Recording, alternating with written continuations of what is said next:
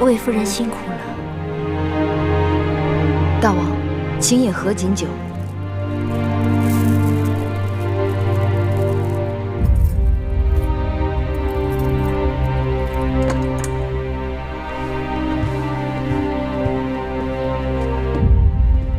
礼毕。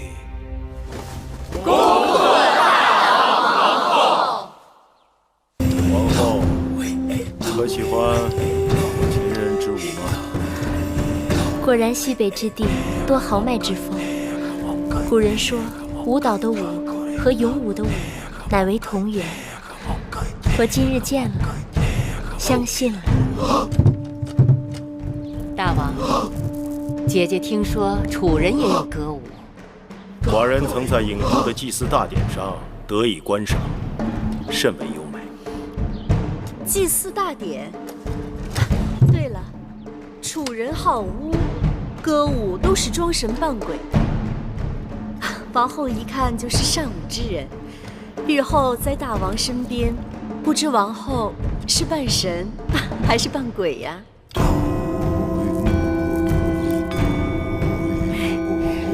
据我所知，秦人也是敬重鬼神的。楚人好巫，招魂驱鬼，祈福攘灾，但怕就怕有一种巫，扮人扮鬼，非神非鬼，平时装的清白无辜，一不留神他就会出来兴风作浪。魏夫人在秦宫多年，定见过这种巫吧？你越这么说，妾身可就摸不着头脑了。魏夫人聪明，慢慢想就知道啦。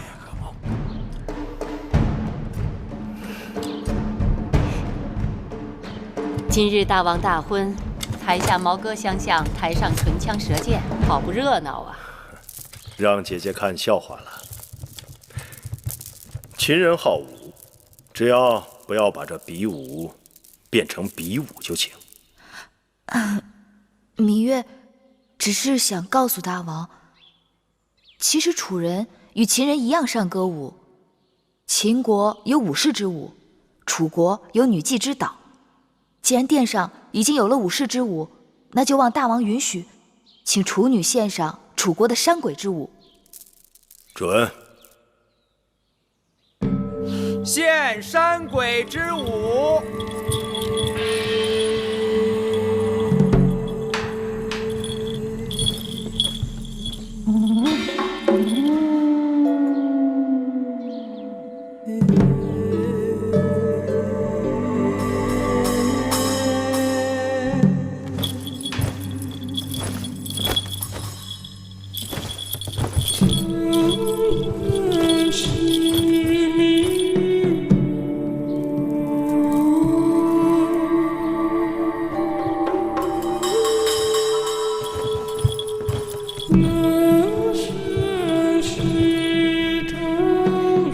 大王，请用酒。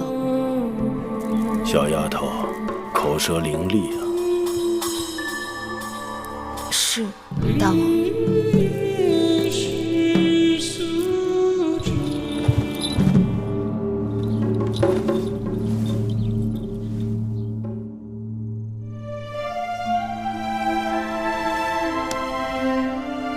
桃之夭夭，灼灼其华；之子于归，宜其室家。舒儿，从今日起，你不再是楚国公主，而是我秦国王后。大王，这是你在秦国的身份，好好珍重。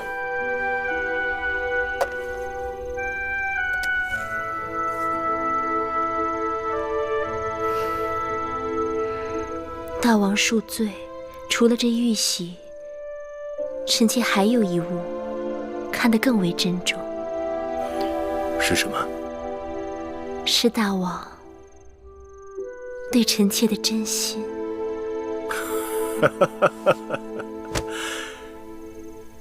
舒儿贤惠美貌，寡人对你一见倾心。只是不知舒儿何时何地对寡人有意啊？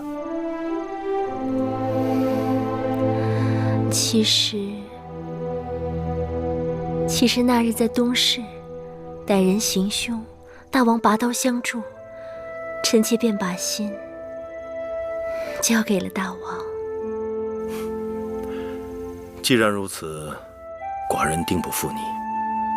你新入宫，本该住交房殿，但那里自先王后去世，已久无人居住，需要整修，所以暂且在清凉殿住一阵子。此刻，寡人有几句话你要记住。你是楚国娇养的公主，嫁到我秦国，却比不得楚国奢华。你身为王后，要为秦国女子的表率，贤惠克己。你嫁到我秦国，便是秦国之人，要事事以秦国为重。你可能做到？夫君对我信任与倚重，我以重任，淑儿一定照夫君说的话去做。你刚到宫中，若有委屈，尽管告诉寡人，寡人定当为你做主。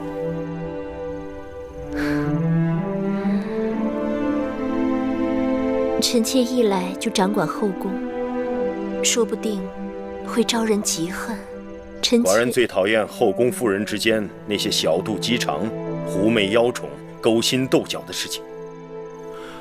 我的淑儿高雅脱俗，定不会像他们那些人一样，让他们知难而退就行了。臣妾一定照着大王说的话去做。从今以后，寡人就将后宫交给你了。秦国立国数百年，我的王后必是一个贤惠的王后。寡人淡漠色相，秦国的后宫一直都很清静。如今列国纷争，你死我活，朝堂上的事已经让寡人非常劳心。望淑儿能给寡人一个和睦的后宫，淑儿可能做到。臣妾定不让大王受后宫纷扰。寡人就知道没有娶错王后。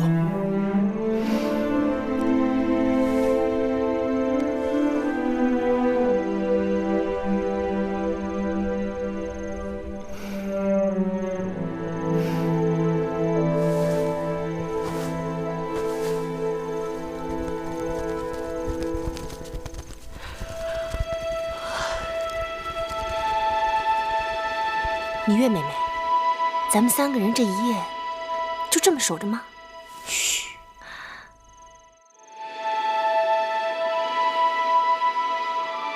身为应女，头3日依礼法，都得这么在室外守着。反正就这3日，3日之后就由玳瑁、珍珠等贴身侍女打理了，忍忍吧。要不然咱们轮班吧，一个人先靠着板壁打个盹儿，另一个就守着，等到下半夜，咱们再换。好啊，那孟昭姐姐和芈月妹妹守前半夜，我守后半夜，如何？不用了，这前半夜都快过去了，景妹妹也没休息多久，就由你和芈月妹妹来守上半夜，下半夜由我来守吧。谁看不出你的心思？应女陪嫁守夜，不过是为着夫君兴致来了，可以随时释放。上半夜大王必是和王后欢好，到了下半夜，谁守夜谁得便宜。我看你就省省吧，咱们打个赌，这一夜我们3个都白守。大王是不会叫任何一个人进去服侍的。那可不一定。你说这话真不知羞耻。你才不知羞耻呢，我只是堂堂正正把话说出来了，可不像有些人明明心里想要，却口不应心。哎，行了行了，既然你们都想守下半夜，那我来守上半夜，你们先歇息吧。哼。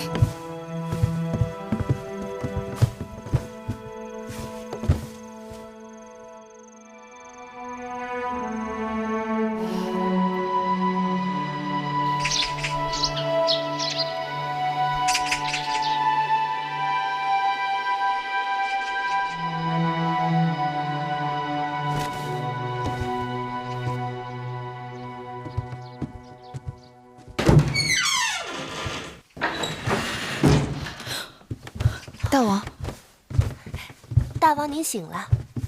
王后还在睡觉，别吵醒她。大王可要更衣洗漱？奴婢这就去叫人。不必了。母亲，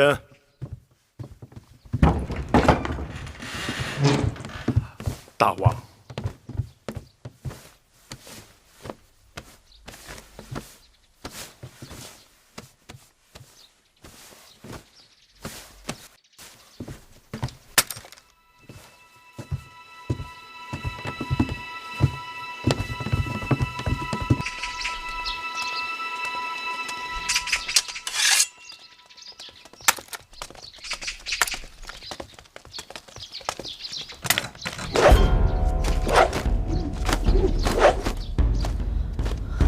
大姐，大王这是？大王历来是4更习武，5更上阵。可这是大王大婚呢。芈月有所不知，大王又不是第一次大婚，过去也是这样。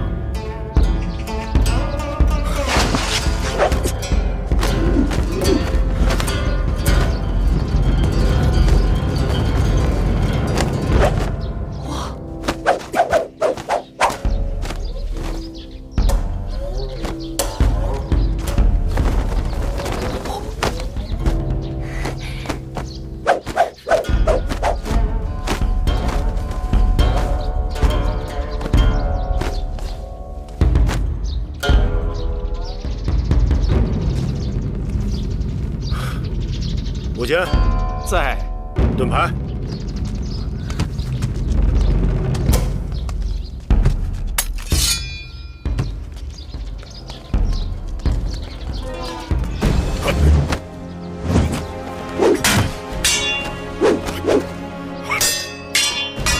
没想到大姐也有这么好的身手。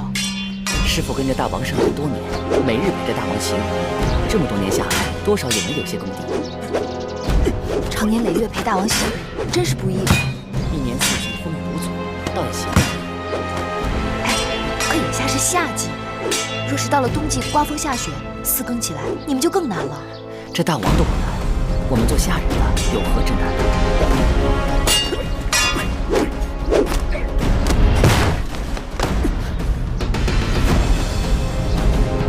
劳奴僭越了，无妨，再来。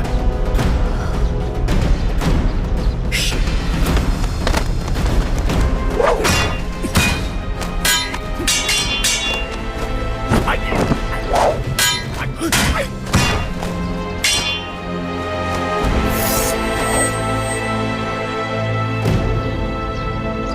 大王，母亲，更衣。是。大王的武艺真是炉火纯青，让臣妾大开眼界。大王真是有万夫不当之勇，静如处子，勇如猛虎。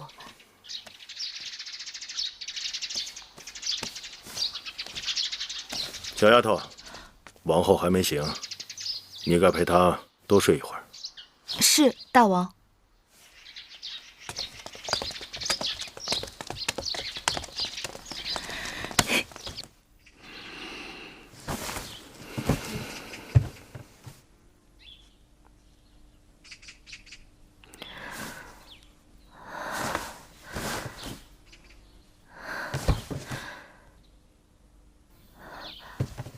月儿，姐姐，姐姐，你起来了。妹妹，大王呢？大王去哪儿了？大王4更起床练剑，此刻去洗漱更衣了。那妹妹怎么不叫醒我？大王体贴，说让你多睡一会儿。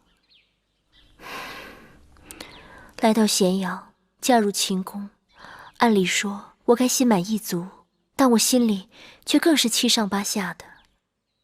昨日本想与大王说及无关有人下毒之事，但显然大王不喜后宫有人明争暗斗，只好忍了下来。姐姐别急，以后日子还长着呢。唉，算了，不睡了。即使大王体贴我，但身为王后，更该服侍大王才是。你们快帮我洗漱更衣吧。是。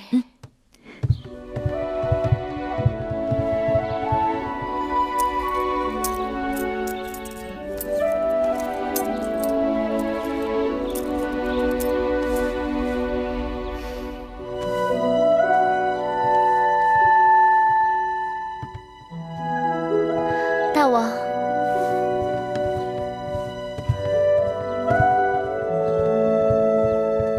拜见大王，拜见大王，拜见大王。王后今日端庄秀美。大王，臣妾服侍大王用早膳。不必了，寡人还要去宣示殿处理政务。大婚3日不是免朝吗？寡人只是去处理政务，午时会与你一同用膳，之后要去宗庙祭祖，过一日还要在后宫接受朝贺。永香令过会儿会向你禀示。是。香儿、慧儿，拜见芈月。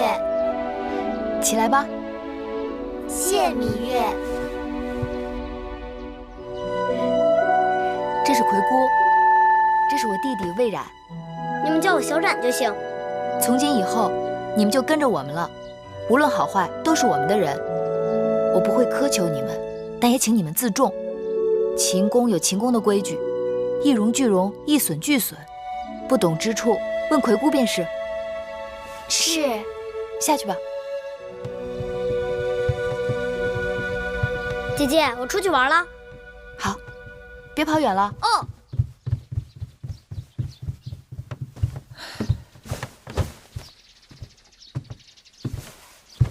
葵姑心里一定怪我。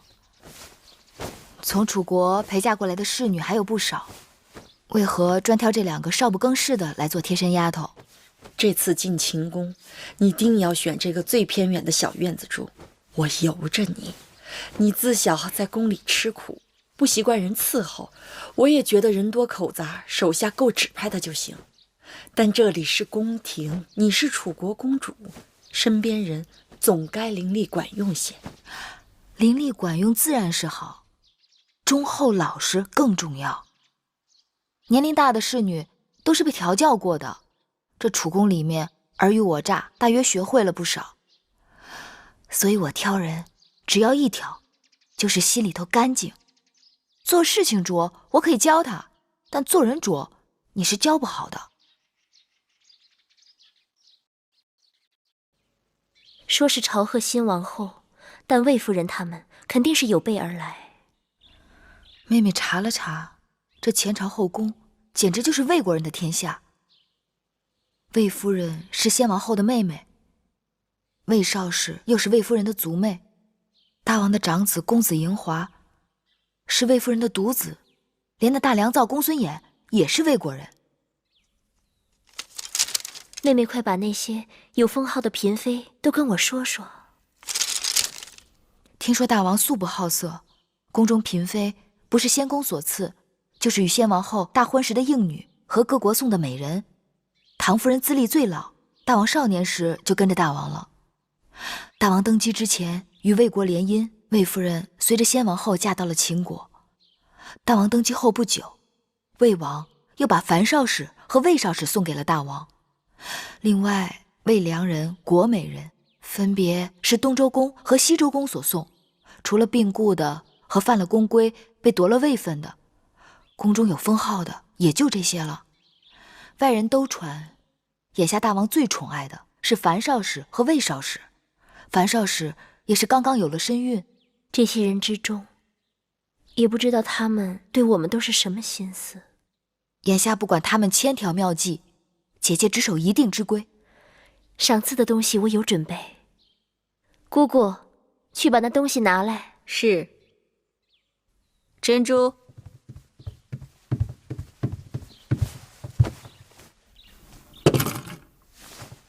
大鸡一对，手镯一对，簪钗一对，这些都是打算赏给魏夫人的。因为先王后去世后，魏夫人一直有掌管后宫之名，而且她的儿子嬴华又是大王的长子，所以赏赐之分也应当要重一些。这样不妥。眼下姐姐已经是秦国的新王后了，而魏夫人也已不再是主持后宫之人。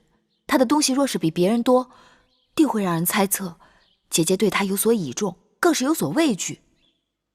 依我看，她的东西应当与别人一样，这样让仰仗她的那些人知道，如今后宫的主人已不再是魏夫人，同时可以让众人知晓，新王后对大家一视同仁。就照你说的办。珍珠，按照赏赐的人数到我的嫁妆中挑选出来，一人一份，全都一样。是。唉，大婚当日，魏夫人话里话外都颇为挑衅，算是公开与我为敌。但其他人，我心里无数。听说那个国美人艳冠后宫，当年入宫3日，就被大王封为了美人。宫中永远不缺美人，姐姐不必惧她，倒可以好好安慰她。至于那些相貌平平、头脑却不平平的人，姐姐倒是要好好留意。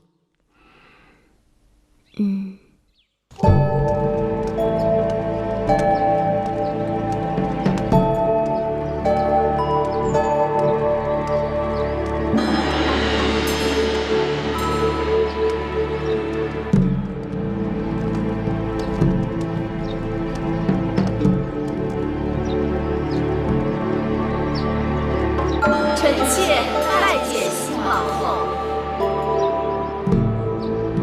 各位姐姐免礼。谢王后。臣妾恭迎新王后入殿。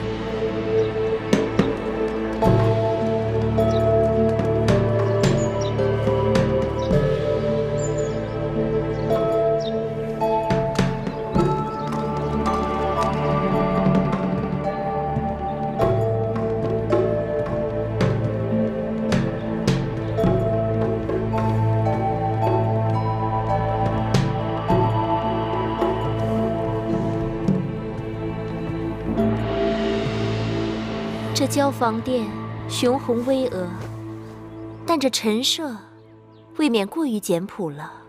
这殿里的一草一木，都是当年我姐姐先王后亲手安顿的。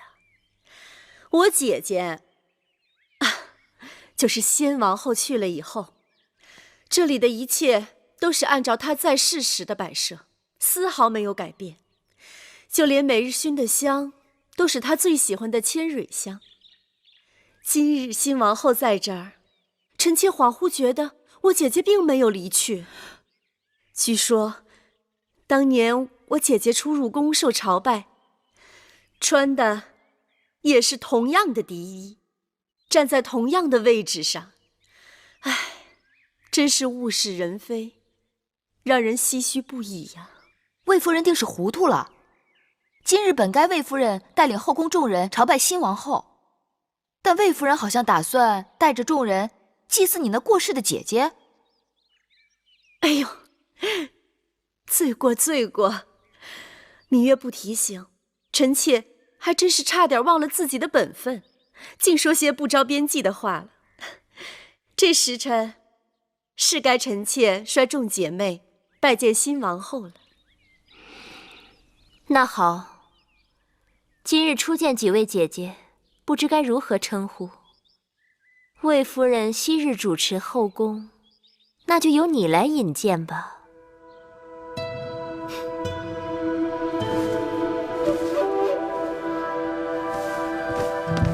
臣妾魏氏拜见王后。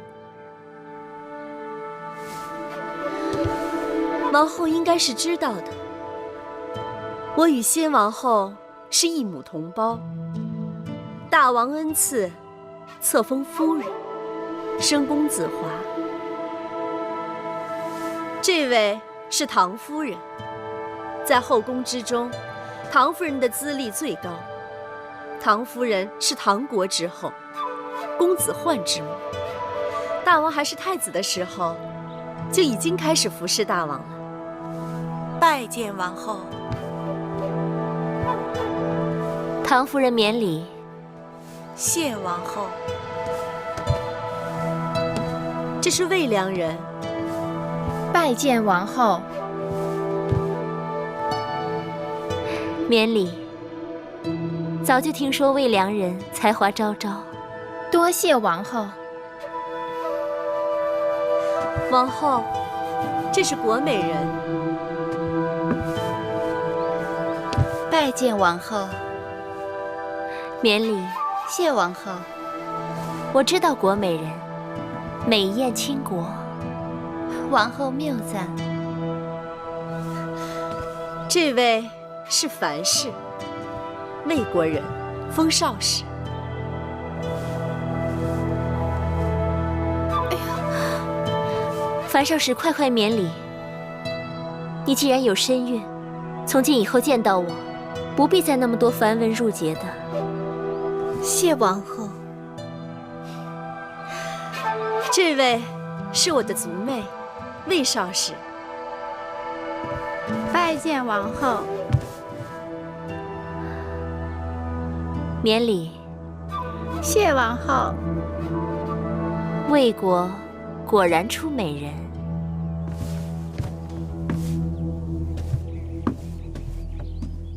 好了，这是我的几个妹妹，也来见过各位姐姐。这是芈月，是我同父的妹妹。王后的亲妹子才是人才出众呢，我们姐妹都领教过了。这是孟昭氏，是楚国令尹昭阳的亲侄女儿。这是景氏，她的族兄就是景差。景差善赋，列国皆知。玳瑁姑姑，把东西端上来。是。今日与众姐妹初次见面，美人姬钗一对，镯子一对，簪耳一副，锦缎2匹，朱公子书简一卷，笔墨刀砚一副。谢王后。谢王后赏赐，只是魏夫人和我们众姐妹的赏赐一样多，实在是不妥。有何不妥？王后初来乍到，恐怕不太清楚这其中的缘由。魏夫人主持后宫多年，不管是先王后在世时，还是大王平日里赏赐，魏姐姐都和我们众姐妹绝非一样。那照着魏少使的心思，这赏赐的该多了，还是该少了？这多少，当然是由大王和王后随意。这话就对了，多与少都是大王和王后随意，而不是别人讨要的。所以，今日的见面礼，没什么不妥的。王后与众姐妹寒暄多时，一定口渴了。来人，敬茶。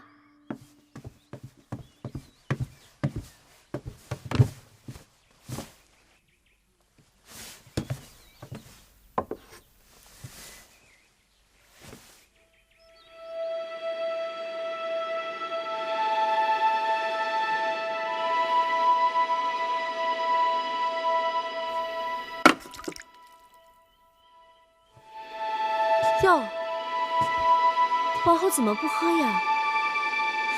你看这茶，细秀如眉，状似兰花，色泽清脆鲜润，白毫满披。这可是茶中的极品，是大王赐给臣妾的好茶。王后不喜茶水过烫，何况好茶要配好茶具才妥当。芈月当心，这是先王后最喜欢的茶碗，就剩下这么一对了。哎呀，芈月，这可是先王后的遗物，芈月此举冒犯故人，大为不敬。既然是先王后的遗物，那你们应当好好收藏供奉才是。随意端上这茶碗给新王后敬茶，看来是你们不敬在先。先王后亲切和善，谦逊有礼，让我们众姐妹无论何时总忍不住睹物思人。又加之今日新王后接受后宫朝贺，姐妹们是希望新王后在后宫之中成为众人表率，恭谨谦和，不输给先王后。先王后左右逢源自然是好，但作为后宫楷模，新王后不但要待人一团和气，还要守正不阿，不然是非混淆，黑白不分，这后宫岂不乱套了？你这是指责先王后是非不分，黑白不变了？我的意思是，行事个人有个人的气魄。你只是个应试陪嫁，无名无分，怎么如此这般放肆？芈月说的话就是我的意思。魏夫人是要与我论名分吗？臣妾不敢，臣妾只是觉得这是先王后留下的遗物，就这么损坏了，只怕得有个说法。既然是遗物，就不该拿出来随便乱用。所以说，还是魏夫人不够真爱。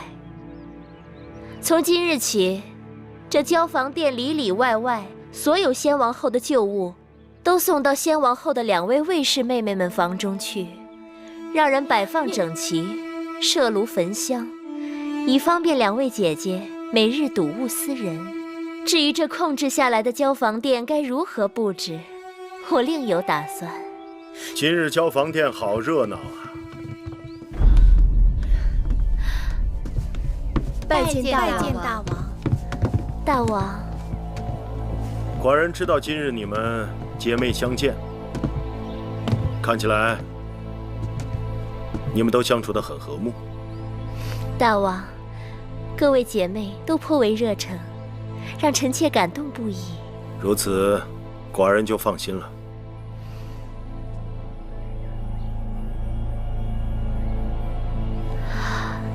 大王，2位卫士姐姐向臣妾述说了他们对先王后的思念之情，臣妾想请大王恩准，将这交房殿先王后所遗留下来的东西，都赐给2位姐姐保管。这交房殿久无人居，臣妾想重新整修布置一番，也让大王看个新鲜。你是寡人的王后，这些许小事，你自己做主便是。是，大王这么说，臣妾就安心了。妹妹真是令我刮目相看。今日若不是靠妹妹的才智，很难打下魏氏姐妹的气焰。其实她们并不惧怕我一个小小应试，能让她们低头的，还不是因为姐姐的位分。大王想要一个清静的后宫，我也并非妒忌之人，容不得大王与别的女人亲近。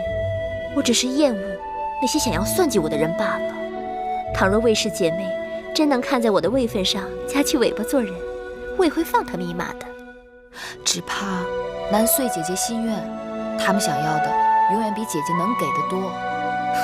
妹妹看到魏夫人脸色了没有？白了又青的。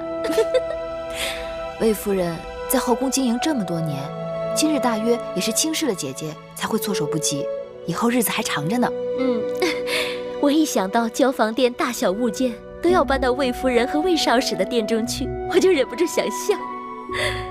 永香莲给我列了个清单，大小物件有上百件呢，车子运过去得好大一堆。魏夫人和她的族妹妹，面对他们谦逊有礼的先王后，大约要好好哭一场才是。姐姐的法子果真有用。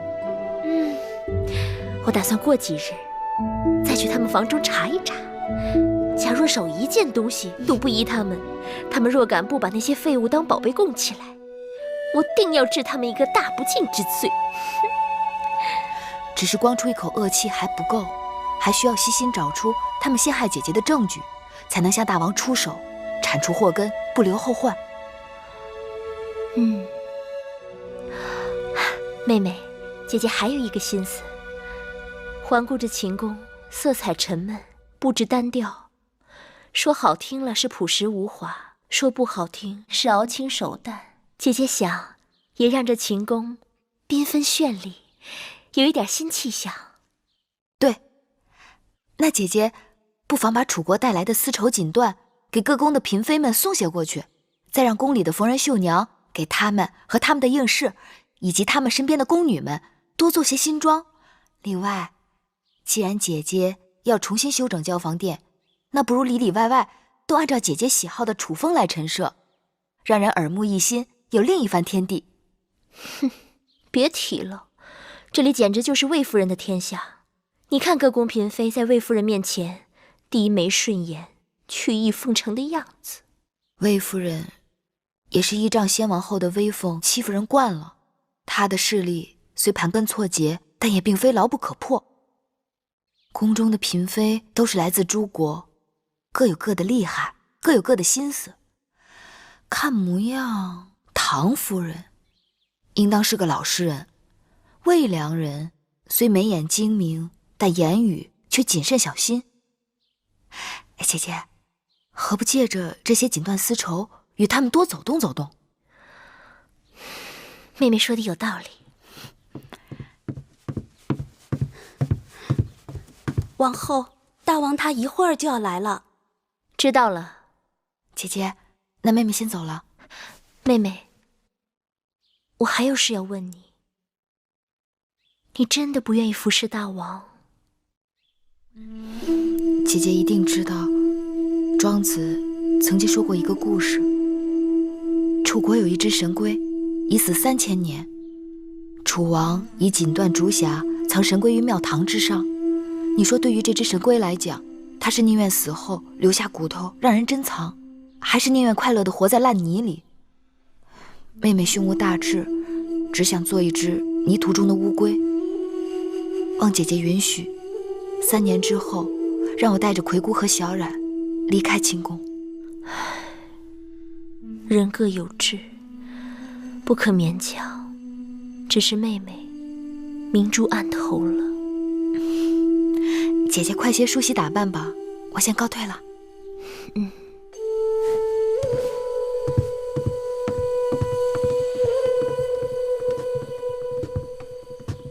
王后，今日的情形，奴婢在一旁都看见了。王后的确是赢了一局，可那个芈月的风头，简直盖过了王后。你也该看到了，当时除了月儿，无人能帮我。月儿不争宠，不要名分，你还要她如何？奴婢多嘴了，王后息怒。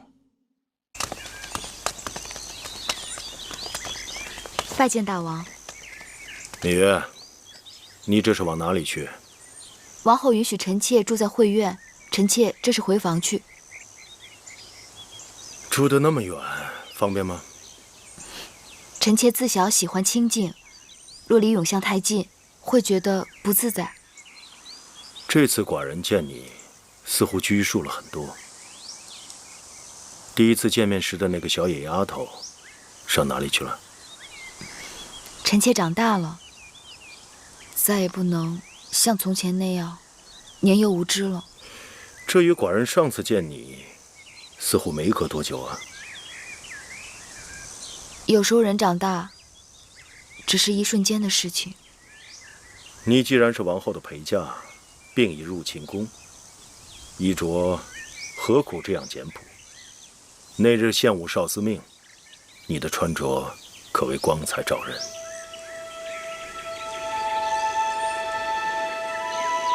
大王该知，士为知己者死，女为悦己者容。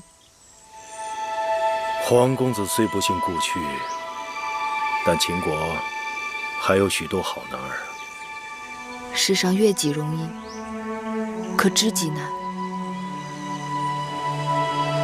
说的也有道理。大王请。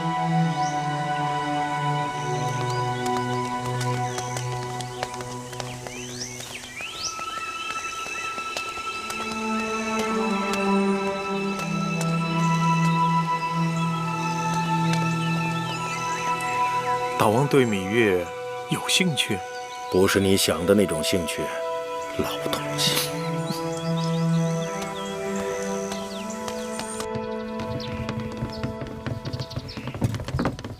哎，别再往正殿里搬了，店里都已经放不下了。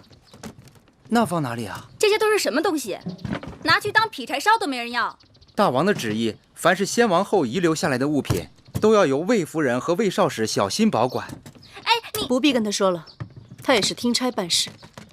去吧，放到偏殿的库房里。是，都搬到库房里去。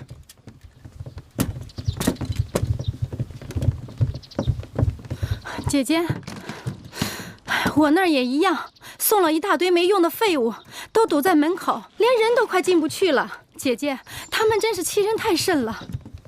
是我们自己小觑了对手，作茧自缚。姐姐，那眼下咱们该怎么办呀？我让你叫的各宫嫔妃呢？我都叫了，他们一会儿就过来。哎呀，这都什么呀？你们看看，那几个处女真是太无礼了。姐妹们，我们可不能就这么忍气吞声的过去了。真是的，哎，我倒也罢了，谁叫我过去主持后宫呢？新王后不拿我立威，拿谁立威呀？倒是各位姐妹们，好心与王后亲近，却平白叫人羞辱了一场。可不是嘛，还不仅仅是王后，就连一个没名没分的应女，竟然都骑在我们头上，简直是无法无天。别的不说，我对各位姐妹可从来都是一视同仁的。这2日大家都看到了，往后这后宫之中，只怕处女当道，我们姐妹连站的地方都没有了。夫人说的有理，怎么能任他们这样欺辱我们？要让他知道，谁才是后宫之主。就是。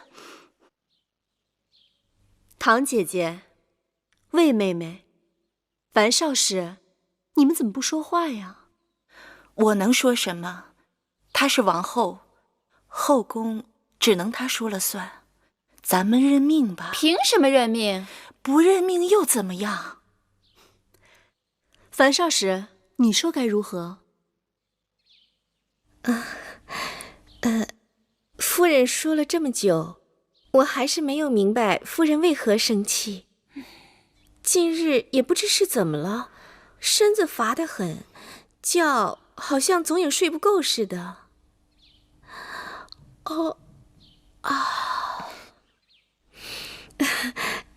各位姐姐笑话了。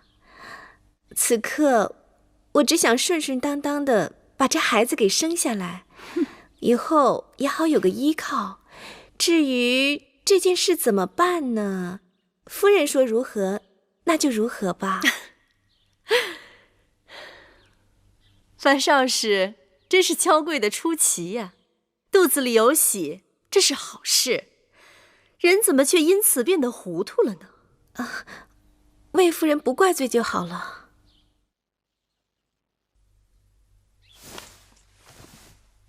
其实方才各位姐妹言重了，王后初来宫中，就算有什么不到的地方，我们也应当多提点着，才不负大王对我等姐妹的期望。哼，提点，明明是我们吃了亏，难道还要帮他？帮他也是帮自己，至于帮不帮，如何帮，还要看姐妹们各自的心思。哼，那照魏良人你的意思是要我们忍了，日后在这宫中，那我们岂不是要任人宰割了吗？刚才国美人和唐夫人也提到后宫谁做主，依我看，后宫是大王的后宫，自然只有大王做主。魏妹妹的意思是，姐姐想想，我说的话到底对还是不对？魏妹妹的话言之有理。来，给各位姐妹上茶。是。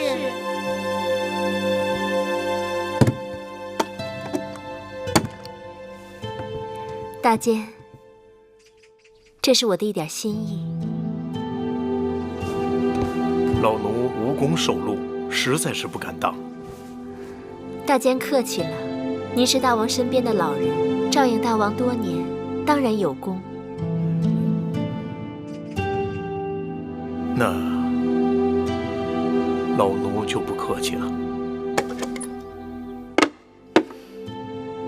我请您来，一是因为我从楚国带来了上好的茶叶，请您品一品。二二是心中有些疑问，还望大监指点迷津。王后但说无妨。宫中都说唐夫人是服侍大王最久的，先王后在世也就罢了，先王后不在了，她既有儿子，位分又高，为何这后宫当中全都由着魏夫人一人说了算？其实这并不奇怪，唐夫人当日就不曾受宠过。大王做太子时，后宫素来只倚重一人。是谁啊？是大王长姐嬴夫人。大婚那日，王后理应见过。因大王母后过世很早，长姐待她如母，姐弟情深。后来嬴夫人出嫁到了魏国，为魏太子妃。那年马陵之战，魏国被齐国重创，我大秦趁势出击，夺得了魏国河西的大片土地。那时战事的主要消息都是由嬴夫人传递回母国的。后来事情泄露，魏太子，也就是当今的魏王大怒，将嬴夫人休婚，并将她驱逐回了秦国。那再后来呢？嬴夫人就再也未嫁。她自己虽然未曾生育，却为大王抚养了大公主，并替大王掌管了后宫的一些事务。大王极其敬重她，就连先王后在世时都让她3分。先王后过世前，嬴夫人的身子就不似过去了。先王后过世后，因魏夫人是先王后的亲妹子，又有些长世之才，于是就名正言顺地掌管起后宫的事务。嬴夫人为此就搬到了大王赐给她的北郊行宫去住了。依大监看，我是否该抽时间去探望她？嬴夫人喜清静，不去也罢。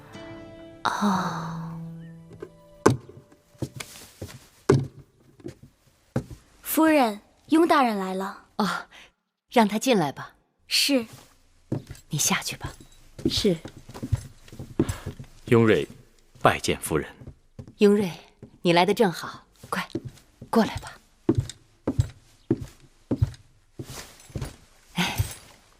雍瑞，今年呀，我这梨子结得特别的好，一咬一口甜水儿，就是不耐放。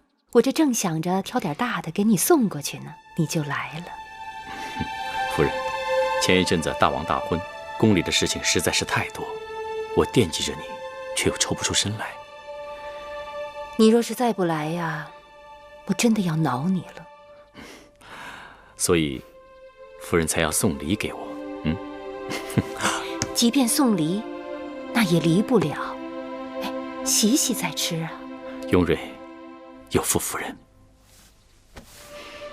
有你一日，我便高兴。你何苦要说这些呀？那新王后仿佛很得大王的欢心啊。新王后端庄温婉，不过我倒更看好她那个妹妹芈月。芈月，想起来了，大王大婚我见过的，那是个口齿伶俐的丫头。确实。魏夫人特地把我叫回来，定是有话要说。魏妹妹向来都是最聪明的，今后何去何从，还请妹妹帮姐姐拿个主意。姐姐这是做什么？你明明已处于不败之地，何须我来拿主意？妹妹不必多礼。妹妹，你此话怎讲？我说姐姐舍本逐末，跟那些黄毛丫头置什么嫌弃？她能盖过您的，无非就是名分。您若是能在名分上争回来，这后宫您说一句，强过她说100句。你这是什么意思？姐姐若能尽早将公子华立为太子，这后宫您还用争什么？不错，大王一向宠爱华儿。我若是姐姐，这时候就多听多看，静观其变才是最好的选择。可是，大王明察秋毫，姐姐久掌公务，平平安安，从无差错。而新王后初入宫中，若有什么差池，大王以后会更看重谁？可是我就是咽不下这口气。大王要的是后宫风平浪静，谁扰了大王清静，大王就会嫌弃谁。姐姐真要对付他们，倒不如让他们以为姐姐甘心服输。老虎也有打瞌睡的时候。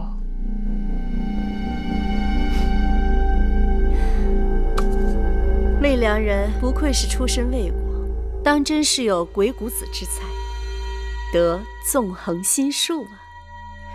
我这也是班门弄斧，大主意还要姐姐自己拿。夫人，彩绿，有话直说。夫人从来都对后宫的纠纷躲避三舍，今日为何要给魏夫人出主意？我们的母国在诸国当中最弱小，不仅要依附魏国，还要看其他强国的脸色行事。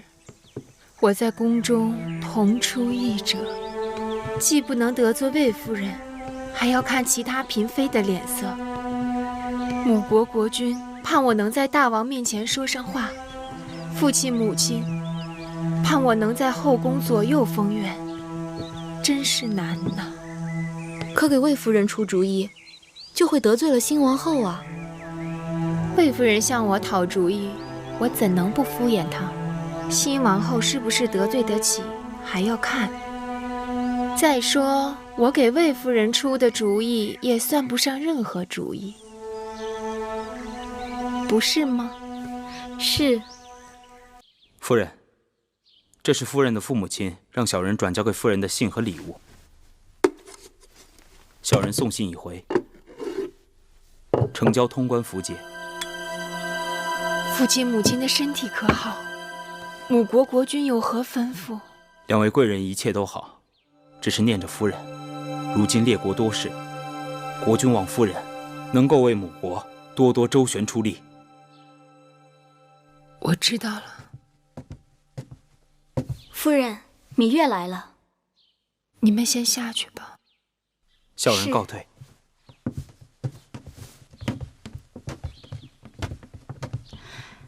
魏良人，芈月这是？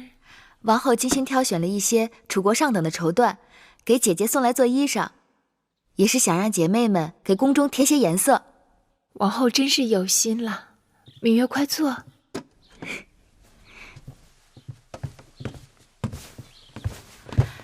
方才离去的可是魏良人的家乡人。母国来了信使，带来了父母亲的信。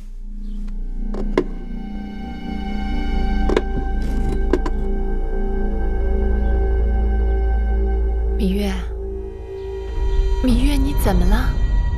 魏良人，这是什么？不认得这个？秦国城池关隘把守极严，如果有车船经过关隘，没有这种铜符节，都需要经过检验。若是有货物携带，还要纳征。后宫嫔妃来自各国，自然与母国有礼物往来，所以大王特赐我们每人1枚铜符节，以便出入关卡。这么说，后宫嫔妃手中每个人都有这铜符节了？低阶的嫔妃和应妾是没有的，原来只有魏夫人、唐夫人、国美人，还有我的手中有。去年大王分别给了魏少使和樊少使各1枚，如今王后手中应该也有1枚。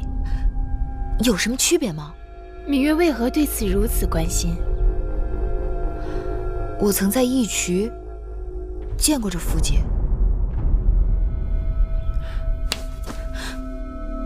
魏良人可愿教我，如何才能分辨出每个人手中铜符节之区别？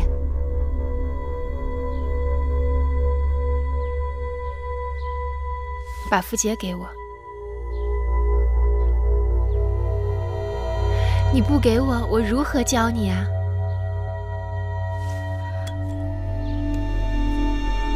芈月看清楚了吗？这个位置是一个魏字，是国名。芈月可记得你当初看到的同福节这个位置上是一个什么字？我记不清了。芈月呀，这种事情你还是不要纠缠进去的好。为什么？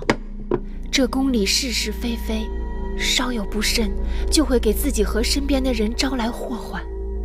所以在这宫里久了，有许多事不能说也不能做，装聋作哑才能明哲保身。我明白魏良人的意思，我一向做事恩怨分明，绝不会牵连他人。看来你还是不明白我的意思。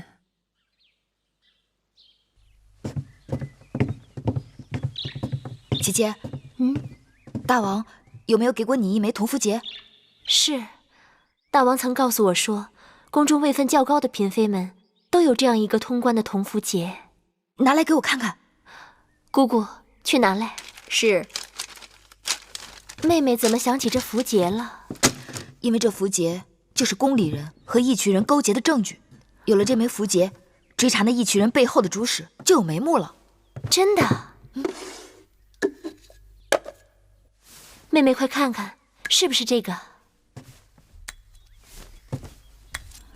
没错，就是他。当日我被义渠人劫到义渠草原，在义渠人手里，我见过这东西，一模一样。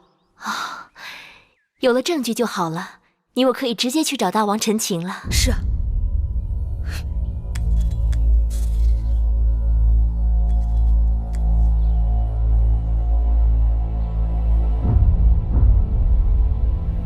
既然你看到了那枚符节，你可有看清楚了符节上的字迹吗？我当时没留意，若是知道这东西这么要紧，我一定想法子记个真切。大王，您要替臣妾做主啊！好了，寡人知道了，你们下去吧。是。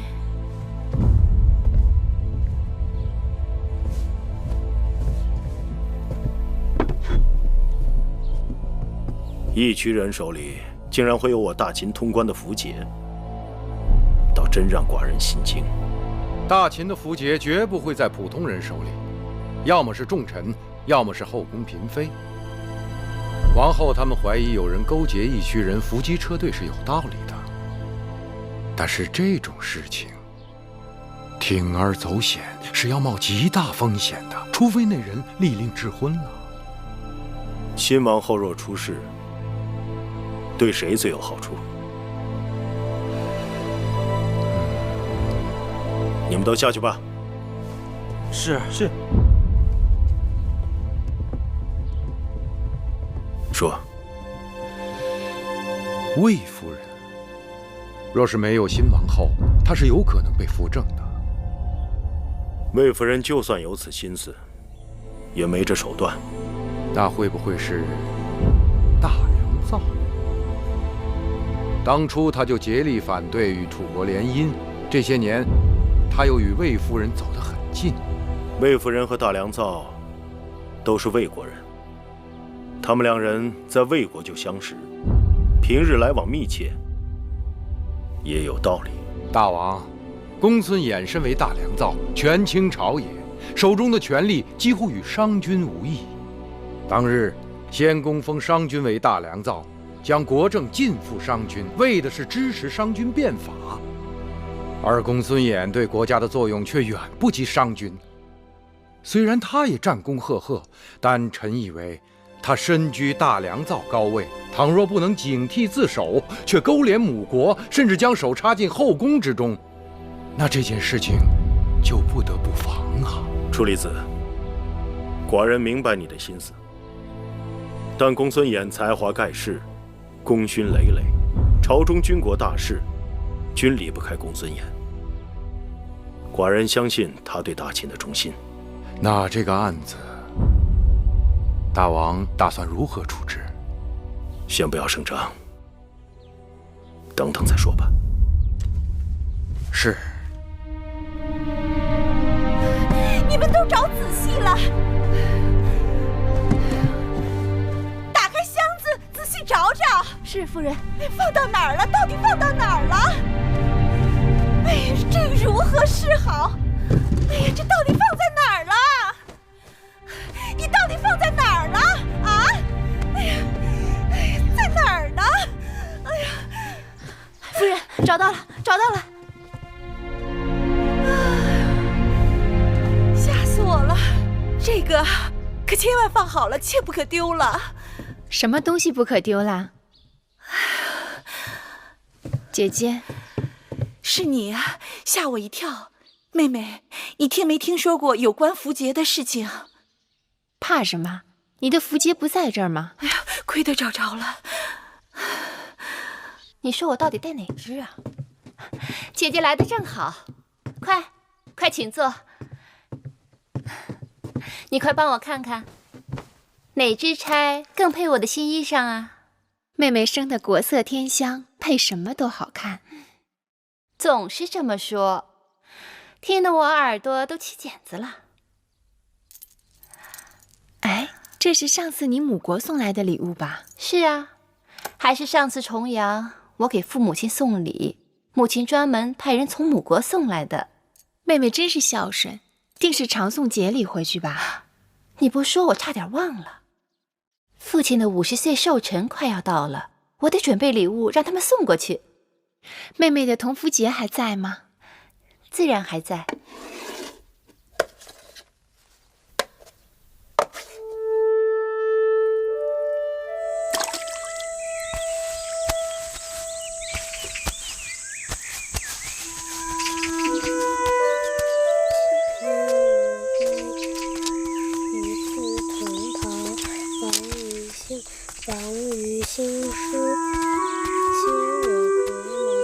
背到哪儿了？岂曰无衣，与子同袍。王于兴师，修我戈矛，与子同酬。好玩。回去背书去。我不，我和姐姐一起玩玩。我不是在玩泥巴，我是在做重要的事情。哦，你做的是什么？那么重要？我做的是符节。做符节有什么用啊？做符节是为了找人，找我们的敌人。我们的敌人在哪？在这宫里，藏在看不见的地方。小冉帮姐姐找，好不好？好啊。不过姐姐先要考考你的功课。首先你要明白你刚刚背过的《无衣篇》的旨趣。这首诗讲的是什么？说的是秦人征战，兴王师，修戈矛，在战场上与战友们分享同一件衣裳，他们同心协力，一致对敌。请问魁姑在吗？你找他何事？我来找他借个绣样。哦，他在屋里呢。我也来弄一个。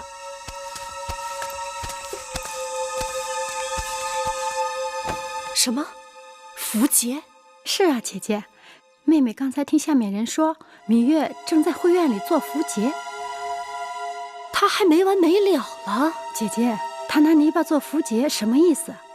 估计她是想用这种方法回忆起符节上写的什么字。姐姐，那可怎么办呢？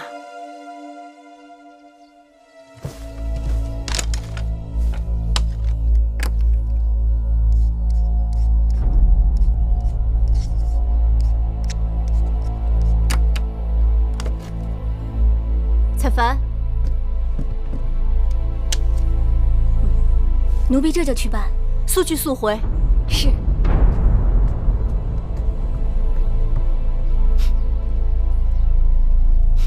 姐姐，你笑什么呀？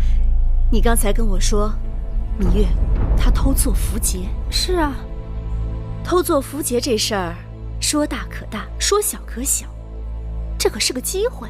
姐姐的意思是？我美人不是让你去她那儿看她新做的衣裳吗？是啊，你何不即刻就去？妹妹明白。魏良人，大监，魏良人近日很忙啊。大坚也没闲着。年纪大了，赶不上年轻的时候耳目那么灵光了。大坚说笑了，这宫里的哪件事儿能瞒过大坚的眼睛？哦，那魏良人倒要跟老奴说说一两件了。大坚定是知道，宫里这些日不少人为那同福节睡不着觉呢。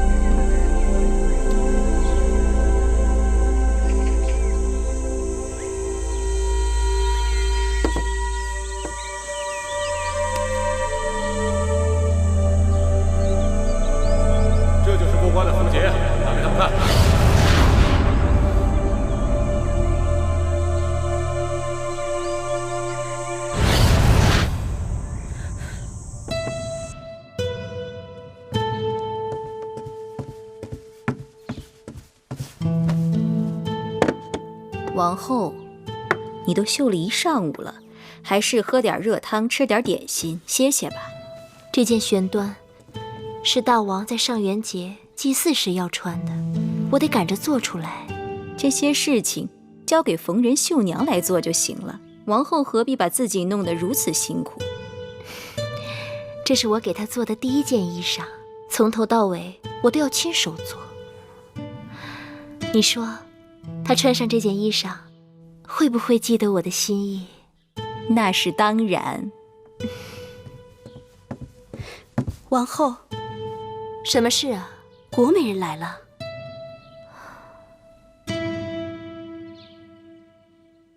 请她进来吧。是。